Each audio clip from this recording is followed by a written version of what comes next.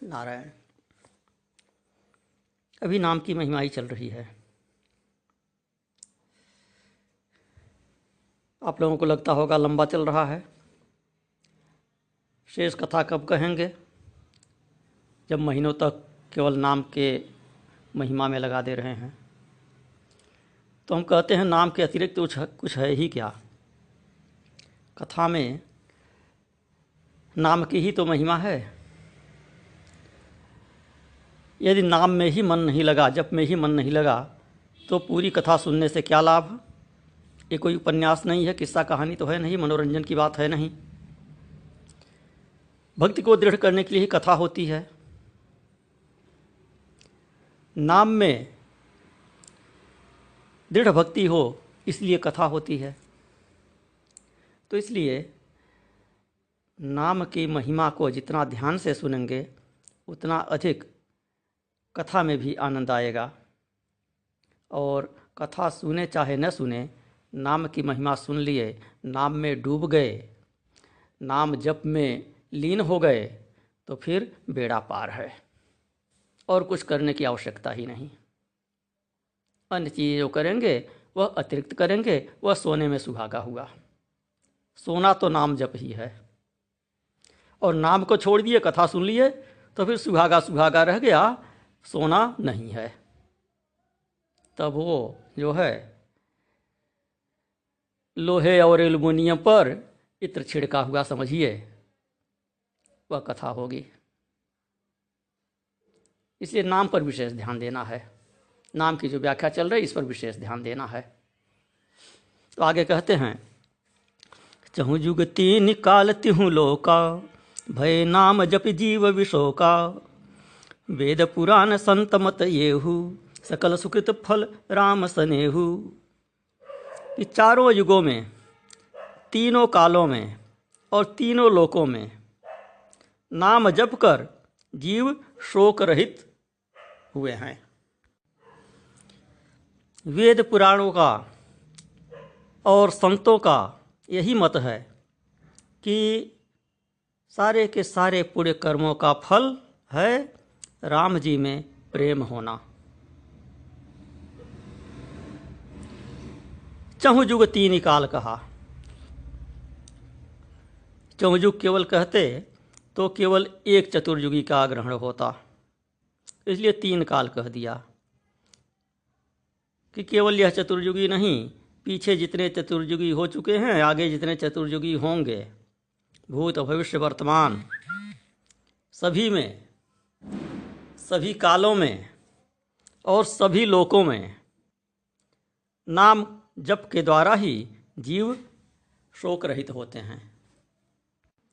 इसलिए तीनों काल कहा और तीनों लोक कहा। अर्थात सभी देश और सभी काल में नाम जप सार्वभौम धर्म है। इसके करने से मनुष्य अभय पद को प्राप्त होता है।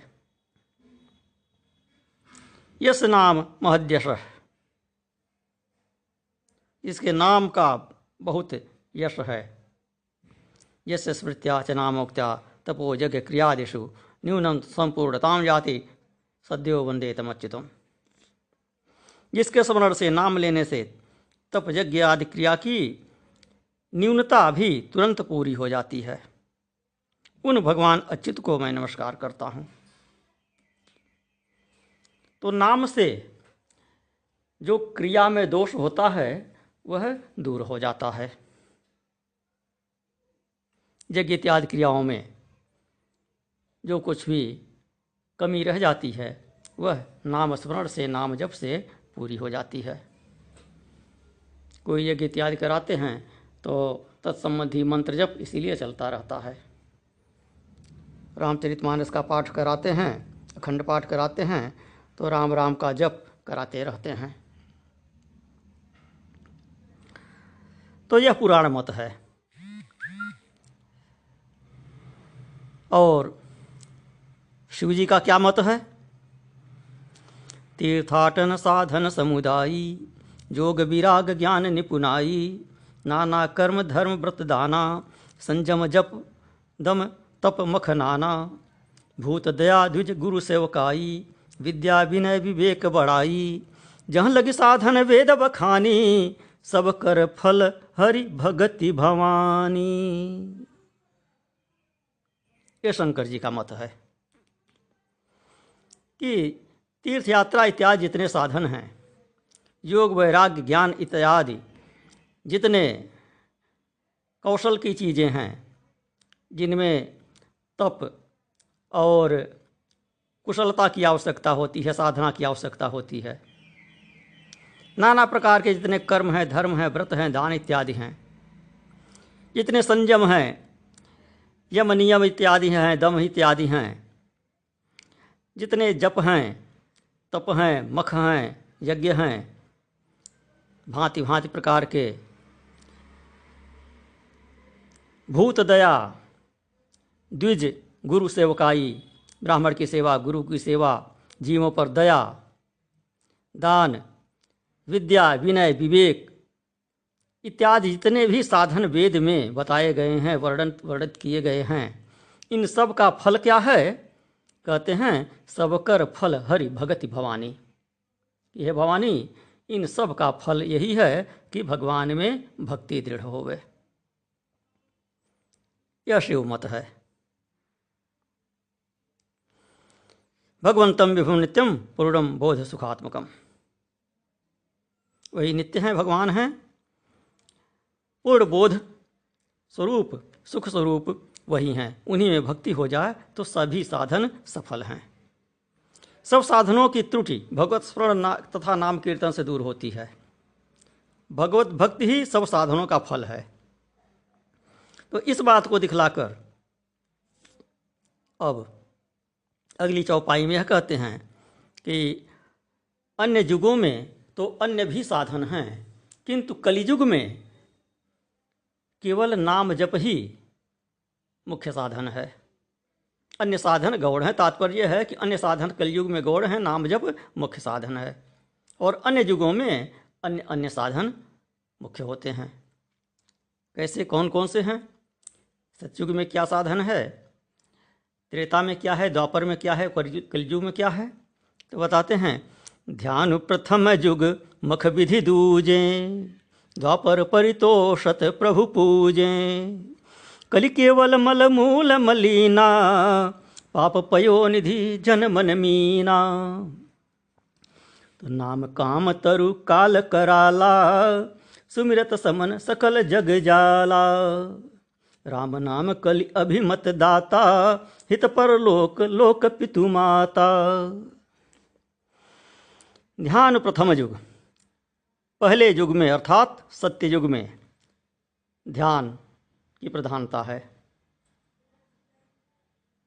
त्रेता में यज्ञ से, सतयुग में ध्यान से भगवत प्राप्ति होती है और त्रेता में यज्ञ से, द्वापर में पूजन अर्चन से, लेकिन कलियुग में तो केवल नाम से होता है, क्योंकि कलियुग कलि केवल मल मूल मलीना, पाप पयोनिधि जन मन मीना। कलियुग केवल मल का मूल है, मलिन और पाप का समुद्र है, इसमें मनुष्य का मन मछली हो रहा है। प्रथम युग सत्ययुग में शुद्ध सत्वगुण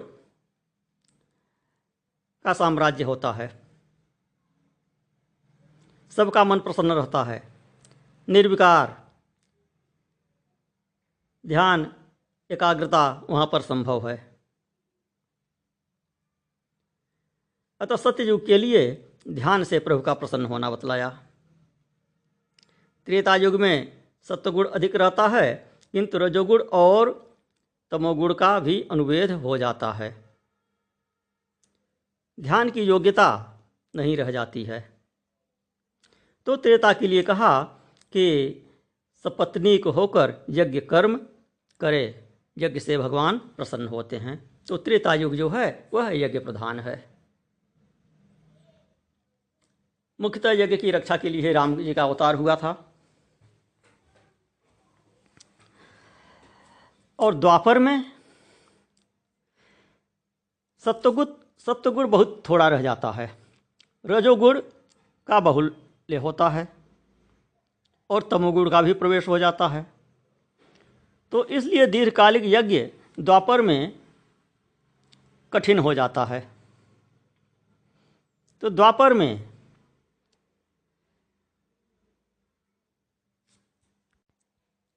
अपेक्षाकृत अल्पकालीन अनुष्ठान, पूजन इत्यादि संभव है।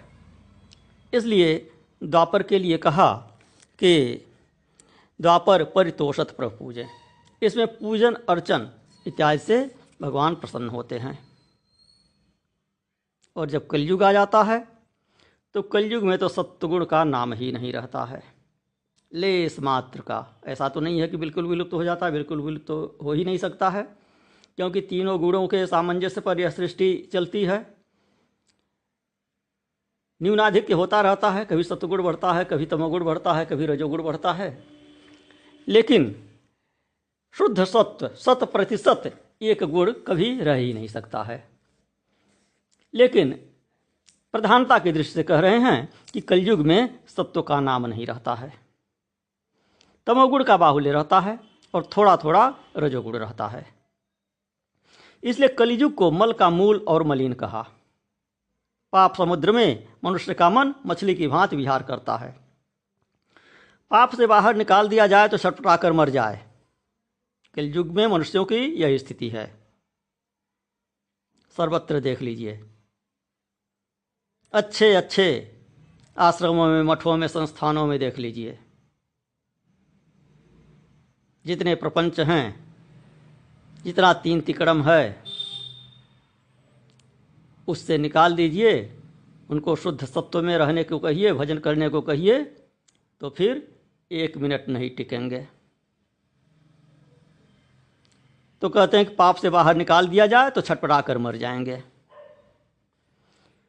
तो इसलिए अन्य धर्म में कलयुग के मनुष्यों का अधिकार ही नहीं रह जाता है एक प्रकार से।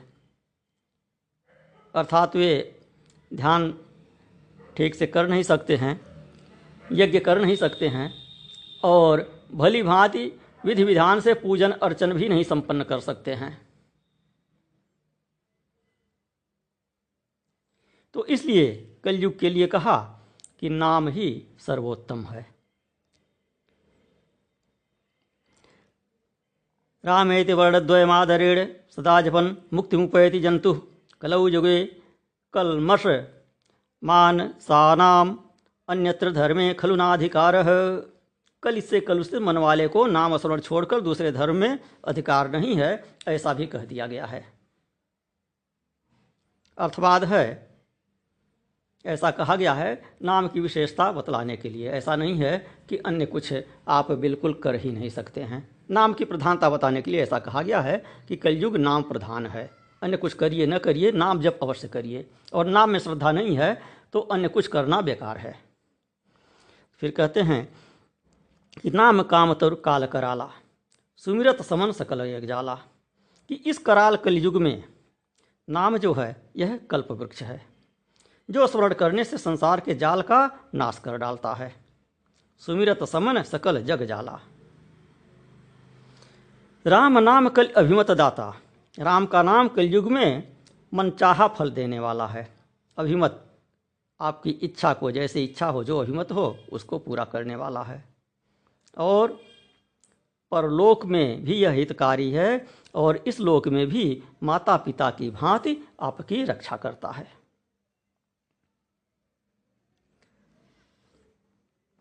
तो इस भयानक काल में ध्यान, यज्ञ, पूजा कुछ भी फलदायी नहीं हो सकता। केवल नाम ही कल्प वृक्ष है। विशेषता यह है कि इसके स्मरण से जगजाल कट जाता है, जिसमें फंसकर पाप पयोनिधि की मछली मारी जाती है। कल्प वृक्ष के निकट जाइए, उसे पहचानिए, उसकी छाया में जाइए, तब वह शोकहरण करता है, मांगने पर कुछ देता है और मुक्ति नहीं दे सकता है। सब कुछ दे सकता है लेकिन मुक्ति नहीं दे सकता है। जाय निकट पहचानी तरु छाह समिति, छाह समति सब सोच, मागत अभिमत पाव जग, राव रंक भल पोच। सब कुछ वहाँ मिलेगा, लेकिन पूरी तरह अभिमत दाता नहीं, वो मोक्ष नहीं दे सकता है। अभिमत दाता है राम नाम। कामतर लोक परलोक दोनों नहीं संभालता, लेकिन नाम दोनों संभालता है। फिर आगे कहते हैं, नहीं कलि करम न भगति विवेकु, राम नाम अवलंबन एकु, काल नेमि कलि कपट निधानु, नाम सुमति समर्थ हनुमानु। कलयुग में न कर्म है, न भक्ति है, न ज्ञान है, एक राम नाम का ही केवल अवलंबन है। कपट के निधान कलयुग रूपी काल नेमि के लिए राम का नाम सुमति वाला समर्थ हनुमान के समान है। तो कलयुग में कर्म भक्त ज्ञान तीनों की ही कुछ नहीं चलती है, अतः इनका पूरा भरोसा नहीं कर सकते हैं, किंतु राम नाम का भरोसा है। राम नाम पर भरोसा कर सकते हैं। काल नेमि और हनुमान जी का सादृश्य कैसे दिया कि कलयुग जो है यह कपट का निधान है, काल नेमि की तरह से है। काल नेमि का ही उदाहरण क्यों दे रहे हैं? क्योंकि लंका में बड़े बड़े मायावी थे, लेकिन सब के सब काल नेमि के नीचे थे। सबसे बड़ा मायावी था काल नेमि। जहाँ किसी का बल नहीं चलता था, वहाँ काल नेमि का कपट काम करता था। आज भी जहाँ अन्य प्रकार की नीतियाँ नहीं काम करती है, वहाँ लोग कपट का सहारा लेते हैं। कोई छिद्र किसी में न देख पाइए तो कपट का सहारा लेकर अच्छे से अच्छे योद्धा को लोग धराशायी कर देते हैं, विवश कर देते हैं भागने पर कपट के सहारे। सतोगुणी आदमी कपट से उलझेगा नहीं, स्वतः मैदान छोड़कर भाग जाएगा। लेकिन राम का नाम जो है यह उस कपट का नाश करने वाला है। तो जहाँ किसी का बल नहीं चलता था, वहाँ काल नेमि का कपट काम करता था, और यहाँ कलियुग काल नेमि है। इसने ध्यान, यज्ञ, पूजन, कर्म, ज्ञान और उपासना इत्यादि सभी साधनों को नष्ट कर दिया है। किंतु इसकी भी मौत राम नाम रूपी हनुमान के हाथ से है। सुमति और समर्थ के आगे कपट नहीं चलता। तो नाम रूपी हनुमान सुमति भी हैं और समर्थ भी हैं। अतः केवल नाम पर कलयुग का बल नहीं चल सकता। अन्य चीज़ों पर कलयुग का बल चलता है, लेकिन नाम जप पर कलयुग का बल नहीं चलता है। कलयुग यहाँ मारा जाता है। राम नाम नर केसरी, कनक कसिपु कलिकालु, जापक जन प्रहलाद जिमि, पालिहि दलि सुरसालु। कहते हैं कि राम नाम भगवान नृसिंह है और कलियुग हिरण्यकश्यपु है। देवताओं को दुख देने वाले प्रहलाद की भांति देवताओं को दुख देने वाले को मारकर प्रहलाद की भांति जप करने वालों की यह रक्षा करेगा। तो नाम, राम जी का नाम यह भगवान नृसिंह है, कलियुग यह हिरण्यकशिपु है और भक्तजन प्रहलाद हैं। तो नाम अपनी रक्षा तो कर ही लेता है, जापक की भी रक्षा करता है।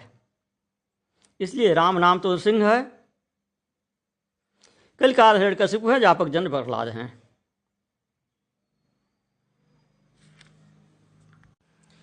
कलियुग सद्गुणों का वैरी है। सद्गुणी महात्माओं को यह महान दुख देता है। तो सद्गुणी महात्माओं की और जप करने वाले भक्त रूपी प्रहलाद की यह रक्षा करता है। नारायण।